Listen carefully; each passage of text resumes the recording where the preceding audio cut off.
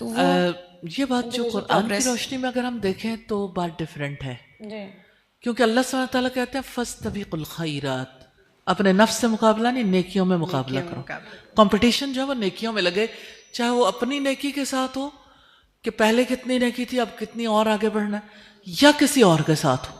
تو نیکیوں کے میدان ہے جہاں اللہ سبحانہ تعالیٰ کہتے ہیں کمپیٹ کرو. اس کے علاوہ اگر یہ نہیں کریں گے، کمپٹیشن اتنا زیادہ ہو جائے تو پھر ہوگا ہر کوئی انسان وہ ہر وقت پریشان ہی رہے گا کہ ہم ان کی وہ شاید نہیں ہے، اٹین نہیں کر سکتے. تو جہاں پہ ہیں بس ان کو یہ دیکھنا چاہیے کہ ہم as long as we are moving progress ہے تو مطلب you should be happy with yourself, اور مطلب اللہ سے اور امید کرنی چاہیے چیزوں کی. بات یہ ہے کہ یہ قناعت کا میدان نہیں ہے، اس کو قناعت کہتے ہیں نا. قناعت کا میدان جو ہے نا وہ یہ کہ آپ کو جو مال ملا ہے، اللہ سبحانہ تعالیٰ نے جن حالات میں رکھا، آپ کو جو ملا ہے آپ اس میں جزا فضا نہ کریں، آپ اس میں اپنے آپ کو فٹ ان کرنے کی کوشش کریں اور اللہ سے اچھی توقعات رکھیں اور آگے جانے کی کوشش کرتے رہیں. لیکن نیکیوں کے میدان میں قناعت کرنے کا جو ہے نا معاملہ نہیں ہے، اس میں انسان کو آگے بڑھنے کی کوشش کرتے رہنا چاہیے. لیکن یہ کہ اللہ سبحانہ تعالیٰ سے امید باندھنی چاہیے. اور اس کی وجہ سے یعنی میں ایک دلچسپ واقعہ بھی آپ کے سامنے رکھنا چاہتی ہوں. انٹرسٹنگ ہے، جیسے آپ نے کہا رسول اللہ کے پاس کچھ لوگ آئے اور انہوں نے کہا کہ یہ مال والے جو ہیں یہ تو بہت صدقہ کرتے ہیں، اتنی نیکیاں کرتے ہیں اور یہ بہت آگے نکل گئے، ہمیں بھی آپ کوئی ایسی چیز بتائیں جس کی وجہ سے ہم بھی زیادہ جنت جانے کی کوشش کریں اور زیادہ اچھے اعمال کر سکیں. تو آپ صلی اللہ علیہ وسلم نے انہیں اذکار بتائے، سبحان اللہ، الحمدللہ، اللہ اکبر. تو ایسا ہوا کہ وہ جب ذکر کرتے تھے تو مال والوں کو جب پتہ چلا تو انہوں نے بھی ذکر کرنا شروع کر دیا.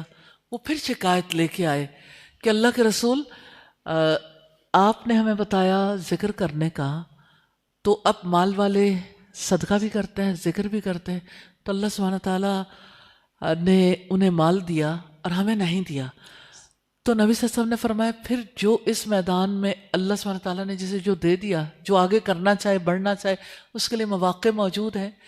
تو نیچرلی جو سبقت لے جانا چاہے گا اس کے لیے موقع موجود ہے.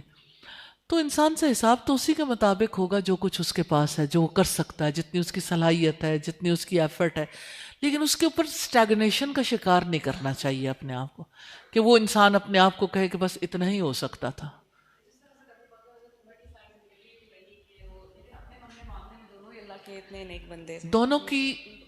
دونوں کی جو خصوصیات تھیں وہ ڈیفرنٹ تھیں.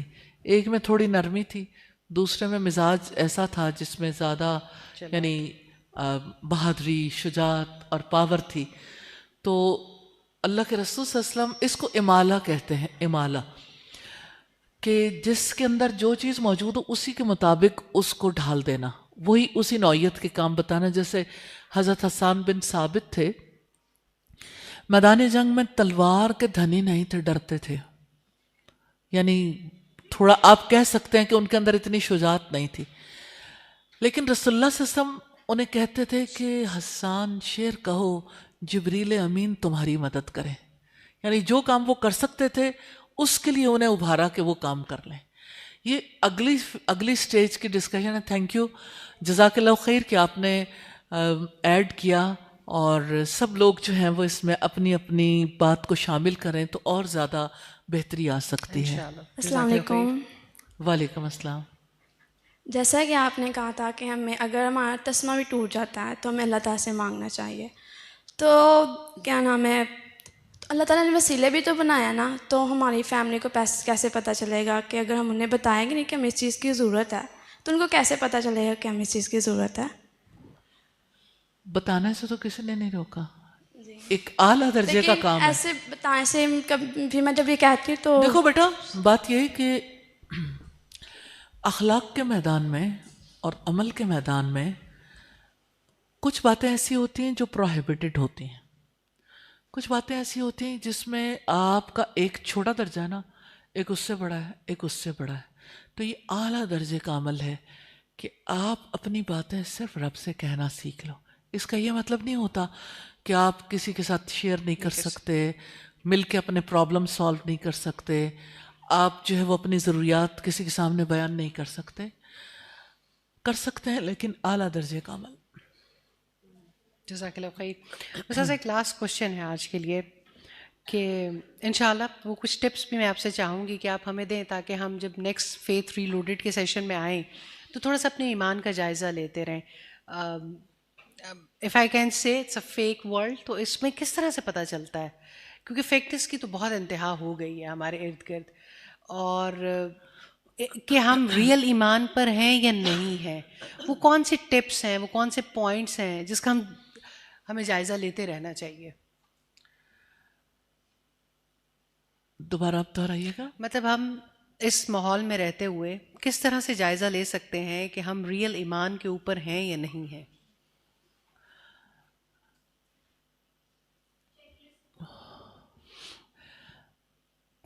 بات یہ ہے کہ کچھ کام ایسے ہوتے ہیں جس کی وجہ سے انسان کو اللہ سبحانہ تعالیٰ کے ساتھ زیادہ کنیکشن جڑا ہوا محسوس ہوتا ہے, جس سے پتہ چلتا ہے جب نیکی آپ کو خوش کر دے.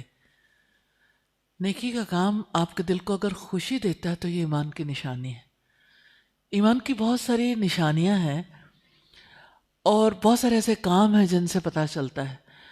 جیسے آپ کی نیکی کی طرف رغبت بہت بڑی نشانی ہے. نیکی کی بات سننا, نیکی کے ماحول میں رہنا, نیکی کی بات کسی کو بتانا, اگر آپ کی اس میں رغبت ہے تو اس کا مطلب یہ ہے کہ آپ کے ایمان میں گروتھ کے بہت زیادہ چانسز ہیں. استاذ میں کوٹ تو نہیں کرنا چاہتی کسی کو, لیکن میں ایک ایسی خاتون کو جانتی ہوں کہ وہ اللہ تعالیٰ کی طرف سے نیکیاں بھی بہت زیادہ کرتی ہیں, لیکن جب وہ کوئی نیکی کر لیتی ہیں اور کوئی چیز پھلتی پھولتی ہے تو اس پہ غصہ بھی بہت زیادہ کر جاتی ہیں. یہ پھر کیا کیفیت ہوتی ہے کہ انسان نیک, اور بہت سارے چیریٹی کے کام, بہت سارے بہترین کام اللہ تعالیٰ نے ان سے کروائے ہیں, لیکن جب بھی کوئی چیز بہت زیادہ ایکسٹینڈ ہو جاتی ہے تو وہ الٹا ان کے لیے آزمائش بن جاتی ہے. مجھے اس بات کی سمجھ نہیں آئی, دوبارہ کرتے مطلب ہم نیکی کے کام کرتے ہیں, نیکی کے کام تو آپ کو اور زیادہ اللہ تعالیٰ کی طرف جھکا دیتا ہے, اور وہ آپ کو, آپ نے کہا نا کہ اس سے خوشی محسوس ہو, اس میں رغبت محسوس ہو, لیکن سم ٹائم ایسا ہوتا ہے کہ نیکی آپ کو کسی اور طرف ڈی ٹریک کر کے لے جاتی ہے. آپ اپنی بڑائی میں, یعنی وہ نیکی آپ کو کبھی کبھی اپنی ہی بڑائی میں بھی مبتلا کر دیتی ہے. جب آپ نیکی سے اللہ کی پلائر تلاش نہیں کرتے, اللہ کی خوشی نہیں چاہتے, جب نیکی کی وجہ سے آپ محمد صلی اللہ علیہ وسلم کی سنت کو اس نیکی میں فالو نہیں کرتے, تو وہ نیکی جو ہے وہ اغوا ہو جاتی ہے. ہو سکتی ہے, ضروری نہیں کہ ہو, کیونکہ ابلیس جو ہے وہ ہمارے وضو کے لیے, ہماری نماز میں کیا ہمیں خلل ڈالنے کی کوشش نہیں کرتا. آپ لوگوں سے کتنے لوگ ہیں جو نماز میں ایکسپیرینس کرتے ہوں کہ ادھر ادھر کی باتیں بہت یاد آتی ہیں؟ میرا خیال ہم میں سے کوئی نہیں ہوگا جس کو خیالات نہ آتے ہوں. بالکل ہر کسی کو آتے ہیں. یعنی میں صرف یہ کہنا چاہتی ہوں کہ تجربہ ہر کوئی کرتا ہے نا, کہ حملے ہوتے رہتے ہیں, کہ انسان کے دل میں خیال آتے رہتے ہیں. تو ابلیس تو ہر نیکی کو, یعنی نماز کا رخ وہ بدلنا چاہتا ہے کہ انسان اللہ کو یاد نہ کر سکے. وضو کرتے ہوئے انسان کچھ اور سوچ لے, اچھا دعا مانگتے ہوئے جلدی کر لے کہ وہ دعا جو وہ بیچ میں رہ جائے, اتنا خشوع نہ رہے. اور اسی طرح سے جیسے صدقہ کرنے لگے تو اس کے دل میں ریاکاری آ جائے. اپنے کسی نیک عمل کے بارے میں اگر کسی کے دل میں یہ آئے کہ لوگوں کو پتہ چل جائے, تو اللہ کی خوشی کے لیے نہیں ہے, وہ ریاکاری ہے, شرک اصغر ہے. تو جس وقت کوئی انسان نیکی کرتے ہوئے اپنی نیکی کو سنبھالتا نہیں ہے, اس کو پروٹیکٹ نہیں کرتا. اور نیکی کو سنبھالا کیسے جا سکتا ہے؟ نیکی کی پروٹیکشن ضروری ہے. جیسے دیکھیں, کیا کسان اپنی فصل کی حفاظت نہیں کرتا؟ اس کو کرنی ہوتی ہے, کیونکہ جس وقت, یعنی جیسے کاٹن کی فصل ہے, چاہے بیج بویا, بہت اچھا بیج تھا, اس کو کھاد بھی دی, اس کو پانی بھی دیا, لیکن ایک سٹیج پہ آ کے اس پر کیڑے, دشمن کیڑے حملہ کر دیتے ہیں, تو اس پہ اسپرے کرنا ہوتا ہے تاکہ جو ہے وہ فصل بچ جائے. صرف ایک بار نہیں, بار بار, تاکہ جو ہے وہ اس فصل سے فائدہ اٹھایا جا سکے. تو جیسے فصل کے لیے دشمن کیڑوں سے حفاظت ضروری ہے, ایسا نیکی کو بھی, نیکی کی فصل کو بھی بچانے کی ضرورت ہے, اس کو پروٹیکٹ کرنے کی ضرورت ہے. ایک یہ کہ ویسے ہمارے یہاں عام طور پر کہا جاتا ہے نیکی کر دریا میں ڈال. اس سے مراد یہ ہے کہ نیکی کر کے تو اس کا احسان نہ جتلاؤ. سم ٹائمز ایسا ہوتا ہے کہ انسان نیکی کے کام کرتا ہے, دوسروں کے سامنے اس کا اظہار بہت کرتا ہے.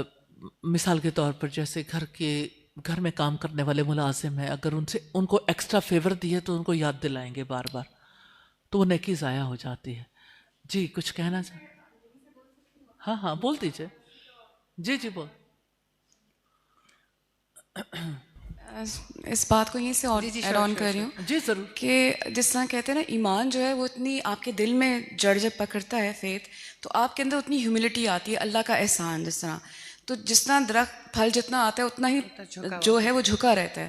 تو یہ جب ہمیں لگتا ہے نا کہ جب ہم خود سے کرتے ہیں, جب کہہ دیں سیلف لو یا جو بھی آپ کہہ دیں کہ اس کو, کہ آپ کو لگتا ہے کہ آپ کچھ کر رہے ہیں, تو اس وقت آپ میں یہ ایک ایٹیٹیوڈ جو ہوتا ہے نا کہ میں نے یہ کیا.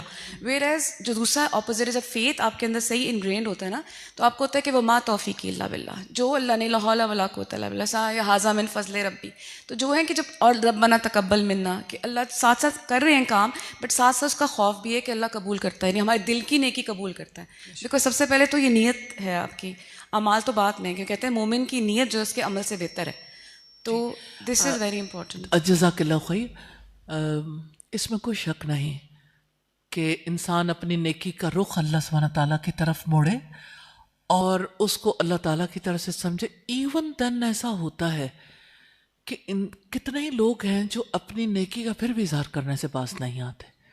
وہ کہتے ہیں اللہ نے توفیق دی تو ہم نے آپ لوگوں کی مدد کر لی, اب وہ پھر بھی ان کے سر پہ احسان جتا دیا, تو وہ نیکی پروٹیکٹ نہیں ہوتی پھر.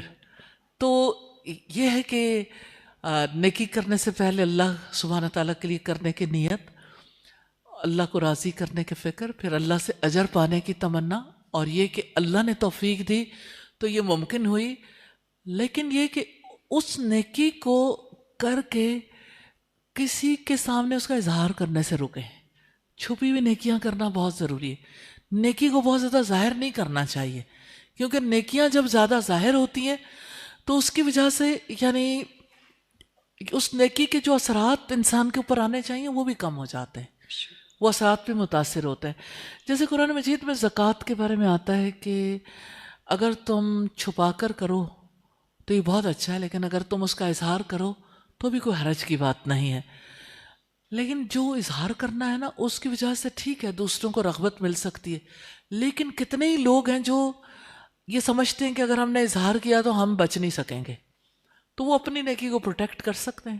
لیکن اگر کوئی سمجھتا ہے کہ دوسروں کو رغبت مل جائے تو ایسا بھی ہو سکتا ہے, دونوں طرح سے. لیکن آپ اپنی نیکی کو پروٹیکٹ کرنے کے ذمہ دار ہیں, آپ کو پروٹیکٹ ضرور کرنا چاہیے. جزاک اللہ خیر استاد صاحب, بہت شکریہ. اللہ تعالیٰ ہمیں توفیق دے کہ ہم ان باتوں کو سیکھ سکیں, سمجھ سکیں اور اپنے عمل میں شامل کر سکیں. انشاءاللہ نیکسٹ پروگرام تک دوبارہ بہت سارے کوشچنز ہم اکٹھے کر کے لائیں گے, اور آج کی ڈسکشن دلچسپ ہوگی سبین آپ کے آنے سے اور زیادہ. بہت شکریہ, جزاک اللہ خیر. السلام علیکم ورحمۃ اللہ وبرکاتہ. سبحانک اللہم و بحمدک نشہد ان لا الہ الا انت نستغفرک.